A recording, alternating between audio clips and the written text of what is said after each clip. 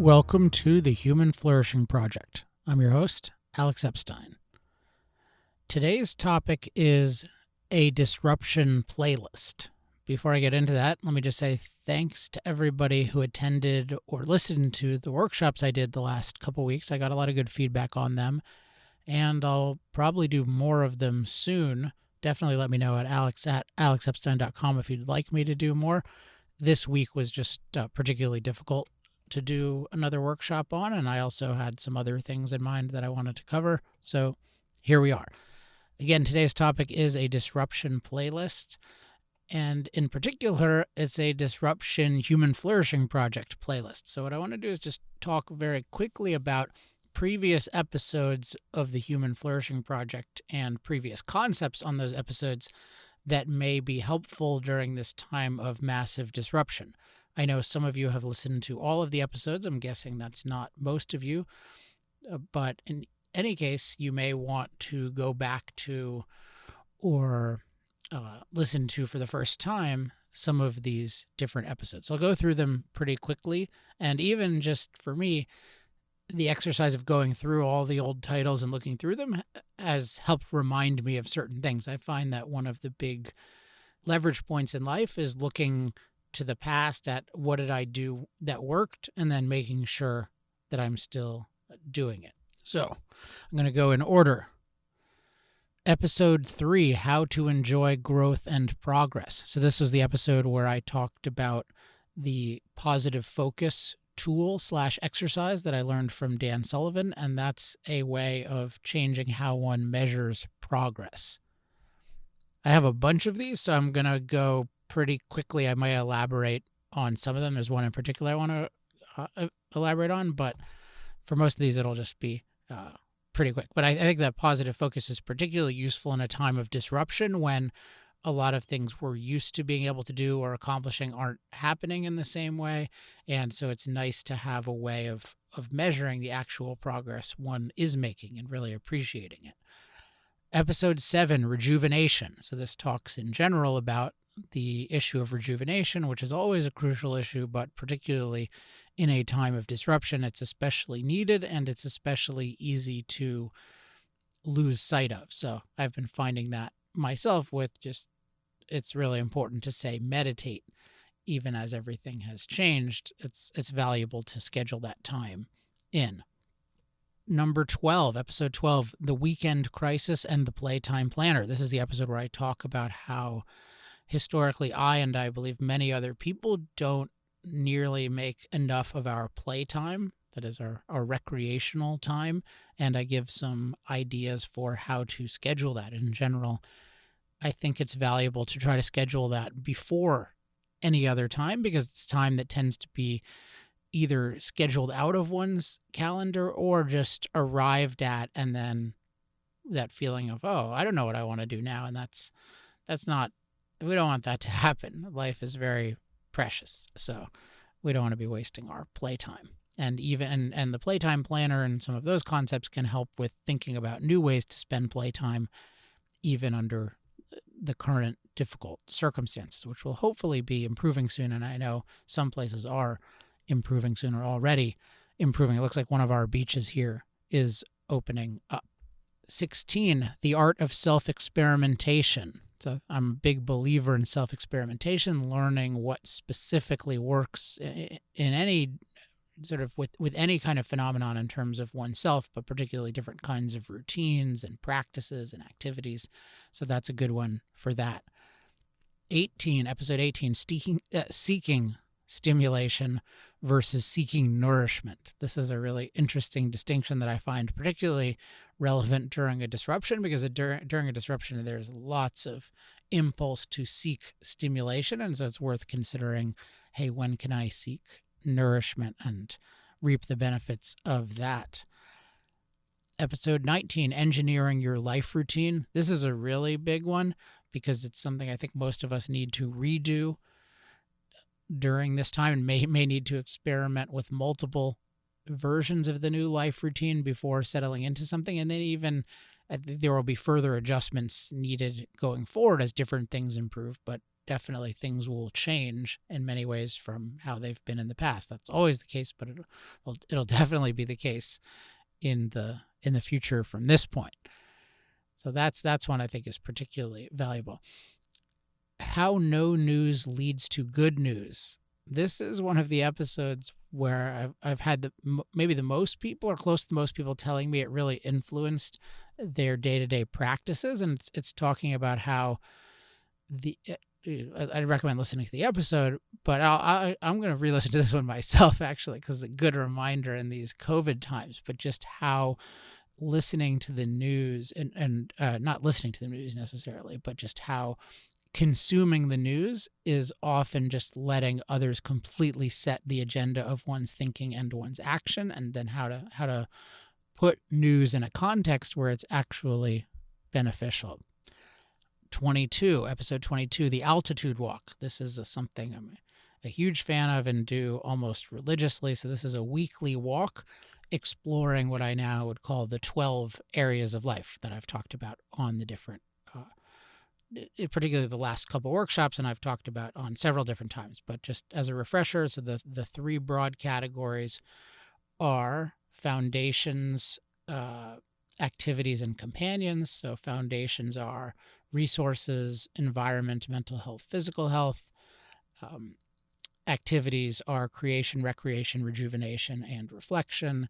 And then companions, and this one has more variety to it depending on your circumstances, but it can often be partner, family, friends, coworkers. So that one, I just lost my train of thought for a second. So that one, in terms of the altitude walk is a weekly walk where one is reflecting on how all those things are going and what can be better. And I really feel like I come up with a lot of my best ideas on that walk. That's something I like to do a lot on a Saturday morning or a Sunday morning.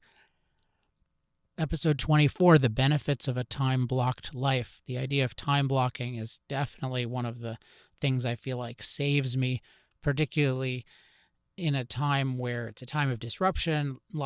I need to do lots of new things. Time blocking helps me really figure out what do I want to do when, by helping me categorize the different activities in my life and deciding, okay, well, you're going to work on your book in this block of time. So then you can think about goals within the book there, but you don't have to think about working on the book in every block of time. So I find that when every activity could conceivably be at any time, it's extremely hard to plan and to prioritize.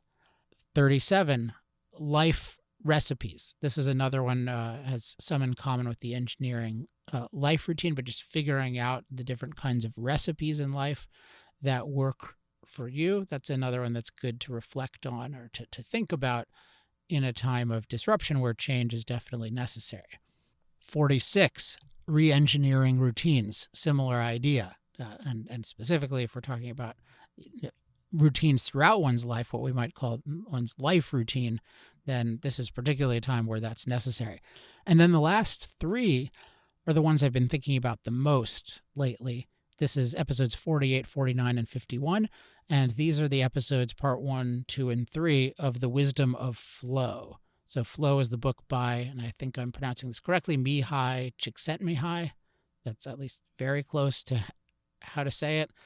And one of the ideas from Flow I've been thinking about a lot and acting on a lot is just how important continuous growth is to enjoyment of life. And in the book, he has numerous examples of people who find ways to grow their capabilities in really adverse circumstances. And I've just been thinking about in different circumstances, okay, what can I do to grow? And often it involves just giving myself a kind of challenge. So just as an example that won't, hopefully you can get something general out of this. It won't apply to you directly, but there's been a lot of park closures where I live, and it's harder to find places to ride my one wheel, which is an electric skateboard.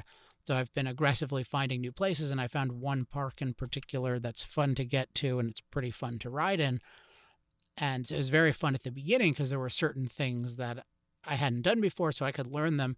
And then I was finding, it's getting a little bit repetitive. And what I made a focus of last weekend is just really just continuously thinking about, okay, what new challenge can I give myself that's relatively safe. So one thing was just riding. I had been riding on grass downhill, which feels a lot like snowboarding downhill, and I'd done some stuff there. But then I decided, okay, I'm going to work on riding grass uphill, which is pretty challenging because the grass absorbs a lot of the energy of the thing. So it takes a lot more power to get up, and it's also has all these hidden little crevices and grooves in it, and it's also soft, so it can easily throw one off.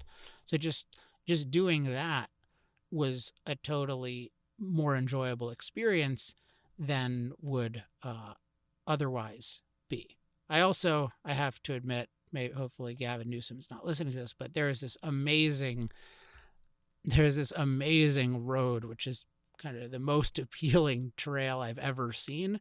And there was a path to it that wasn't officially blocked off. So I claimed innocence, and then I rode. I should share a picture of it, but essentially, if you know it all, Laguna Canyon and the Laguna Beach, Orange County Canyon area, there's just a road cutting through two of the most beautiful parts of it, and it was completely empty. And that itself, that probably wasn't what Flow recommends, but that had the element of A, it was challenging, so there was some growth there, but B, it was a little bit scary thinking about being caught, but also probably more than scary, just satisfying thinking, no, this is actually a good thing. I'm not hurting anyone. And if they want to charge me $100 fine, I'm willing to pay it.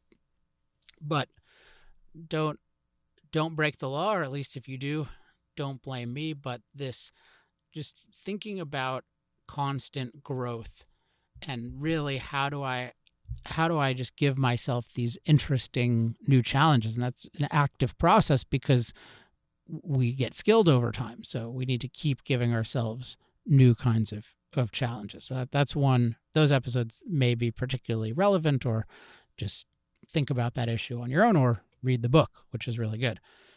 Okay.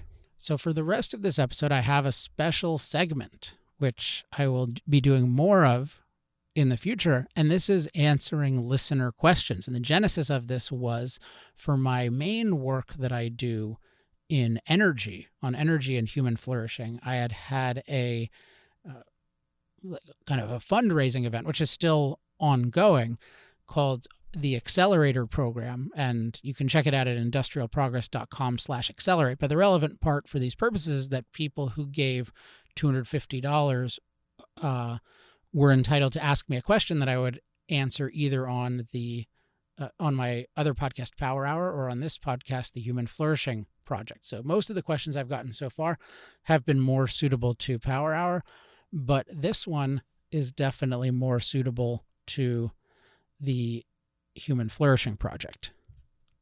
So this question comes from a listener named Emmanuel Salamayab. I think I'm pronouncing the name correctly. I met him years ago as a really cool guy. I think I met him when he was in school, and he went by Manny at the time, so that was easier to pronounce. But Emmanuel Salamayab, and he said I could use his name. And the broad topic I'm characterizing as how to have a productive relationship with fear, but I'll read his phrasing of the question. One topic I'd love to hear your thoughts on is the role that fear has in enhancing or inhibiting productivity. In general, what are tactics of dealing with fear? By way of context, through lots of introspecting, I realized that procrastination/stress/overwhelm that I experience daily in my life is ultimately caused by fear, and typically fear of failure. Fear is an interesting state because it seems to, A, have a paralyzing quality to it. That is, i.e., procrastination is a type of purgatory, choosing neither to relinquish a value nor taking action toward attaining it. And then B seems to cross both physical and cognitive components. Cognitive because it represents real uncertainty about the future, and physical to channel Eminem, knees weak, arms are heavy, mom's spaghetti on my sweater already, from the movie 8 Mile. And he elaborates, you can't seem to sort of strictly think your way through it. Either you decide to approach the cute girl in the bookstore or you don't. On the other hand, when I make the decision to, quote, feel the fear and do it anyway, end quote, to borrow the book title, take action, I find I'm able to be unbelievably productive, and it's super satisfying. Thoughts? Yes, I have thoughts on this. So I generally agree with the points you raised. Fear has a paralyzing quality, has a physical component, and it's often effectively dealt with via acting while afraid.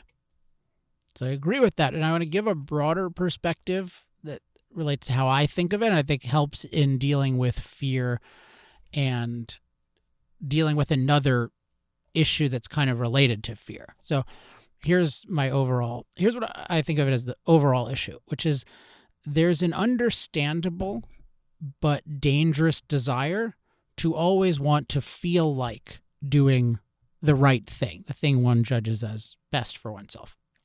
So one version of this, which you're raising here, is I don't want to be afraid of doing the right thing. So it could even be something like going in the ocean. I wish I didn't feel fear going in the ocean. I wish I just always wanted to just go in purely. And I kind of have that wish myself, although I always do feel a little fear, which is interesting. But there's another version, which I think is a related kind of issue, which is I want to be highly motivated to do the right thing. So not that I'm afraid of it necessarily, but it might be I want to, just want to get started on writing in the morning. Now, sometimes these are related because it can be that I'm procrastinating out of fear, but sometimes it's just, hey, there's something else on my mind. I want to do something else. I don't necessarily feel like this. And so it would, in a sense, we think, oh, it would be terrific if whatever was actually the good thing to do, I was super motivated to do and unafraid, because sometimes that happens. And that's a great feeling. So there's it's understandable to always want to feel like doing the right thing, but it's dangerous. So again, it's nice to be unafraid and motivated. And there are things we can do mentally, short-term and long-term, to be less afraid and more motivated. So it's not that we should pursue this desire in terms of, are there things we can do short-term and often long-term so that we are less afraid in life and more motivated? Definitely. And one example of this is art. Is consuming more of certain kinds of art can definitely contribute to motivation, and something like psychotherapy, if it's good, can definitely reduce kinds of fear that aren't necessary. I wouldn't say reduce all fear. I don't think that would be good, but definitely reduce different kinds of neurotic fear. So those are great kinds of things to pursue, but it's still a dangerous thing to want to feel like doing the right thing all the time, because at any given time, the right thing for us is something that we'll be afraid of or not motivated to do, or both. So I can say I'm going to work long term on certain issues, but I can't say, well, I'm going to wait until my future fearless and always motivated state in order to do anything. Like to say I will do X when I feel like doing X, that's a prescription for failure. And it's no accident that so many successful people just talk about discipline as a big thing. And part of discipline is that you have a course of action, you think this is what's best for my life, and then you do it whether you feel like doing it in the moment or not, whether you're afraid or not. And that's really the only way to control one's success long term. Again, there are good things to do in terms of dealing with emotional issues that may be inhibiting. That'll make it easier. But the way I think of it is, okay, I'm doing this, whether however I feel. I'll be aware of how I feel when I plan it. But if I planned it and there's not really a decisive reason not to do it, I'm going to continue to do it. I'm going to go through with it. If it's scheduled, I'm going to stick to the schedule. So the policy, a way of thinking about the policy here is, do not expect to be unafraid and motivated for any given action. Commit to acting even when afraid and unmotivated, I should say. So I remember I have an expression that I use with different kinds of people I'm close to, and we talk about, oh, there's something scary.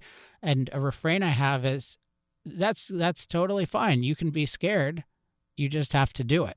And it's just, just think about jumping into the water or something. As long as it's actually something that's good, that's totally okay. Be as scared as you want, but do it.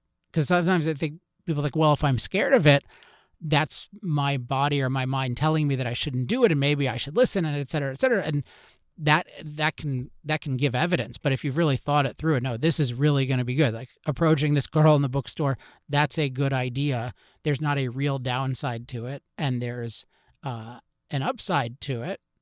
Then yeah, and that's one of the hard ones. I don't have that one. That's one of the ones I don't have that one at the moment, which is nice. So I don't want to act like I'm and I've been in a relationship for over 3 years, so I don't want to act like Mr. Courage in a situation that I no longer have to deal with. That's a hard one for sure. But it's as you said, it's so empowering to do. And there's some video, and I cannot remember exactly what it is, but it's something like as a TEDx talk, I believe, and it's just a guy who said it's something like for 100 days he would just ask for things, and he practiced asking for things, and it just totally transformed him. And I can see that because a lot of what's going on with asking for things is people are afraid to ask. And so it's just this really empowering idea to know, yeah, I'm going to do it whether I feel like it or not. So you can be scared as you want, you just have to do it.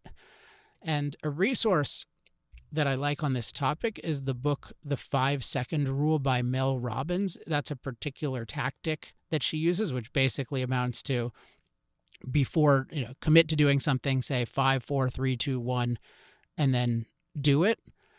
And I've found that a useful kind of thing. And more broadly, the book has a lot of good material on this issue. Now, there's, as your question indicated, there are benefits to this, not just in terms of you accomplish the action you set out to, but there are broader benefits emotionally in terms of less fear and more motivation in general. So the more one is acting on, this is what I believe is the best thing, the less afraid you're going to be. Doesn't mean you won't be afraid, but the less afraid you're going to be. Like if you approach the girl 100 times or 1,000 times, you may still always be afraid, but you won't be as afraid as you were the first time. And it may totally go away. And also the more motivation, action in particular, successful action, but action in general tends to motivate more action. And this is one of the difficulties that people have with depression, is they don't feel like doing anything. And then that's a vicious circle. And so sometimes they're advised, well, just start acting, and you don't have this tremendous amount of desire, but that there's a virtuous circle in terms of desire. So it's it has a lot of empowerment. And I just want to keep stressing, this does not mean that it's going to go away. And so it's again, the key policy is I am going to do this, whatever I feel, as long as I really judge it to be the right thing. So I don't expect to be unafraid and motivated for any given action. I commit to acting even when afraid and unmotivated. I think that's the most important thing. And there are emotional benefits, as I said, to doing this, and they're local and they're also global in terms of, I think, one's overall emotional state and psychology and mindset going forward, but they're not a guarantee of the future being fearless or purely motivated. Another good resource here and idea here is a book by Dan Sullivan called The 4 C's, which I think you can get on Kindle for 99 cents or something, or maybe even free. And he talks about the 4 C's, and this relates to action as commitment, courage, capability, and confidence. And the way people think about action is, I want to start out confident, and then I'll commit, and then I'll have courage, and I'll have capability. Or that's at least one order people think of it as. And life often doesn't work that way. It often works as, I commit to something, I'm scared, and that's precisely why I need courage. And then if I commit with courage, then I develop capability, and then I develop confidence. So the idea of, I'm going to act when I'm confident, or I'm going to act when I'm motivating, that's self-defeating. One often has to go through the 4 C's. So all the benefits of whether long-term personal and emotional development, in terms of lessening fear and increasing motivation, those are great. And even the benefits of taking action in the face of fear or lack of motivation, in terms of those long-term benefits, those are all great. But again, do not expect to be unafraid and motivated for any given action. Commit to acting even when afraid and unmotivated. And then if you have the more you develop that ability, the more confidence you have in yourself, and the more you realize that, and part of the confidence is, yes, I'm going to do this regardless of how I feel, and that is a very cool attribute to have. Thanks, Emmanuel, for asking the question.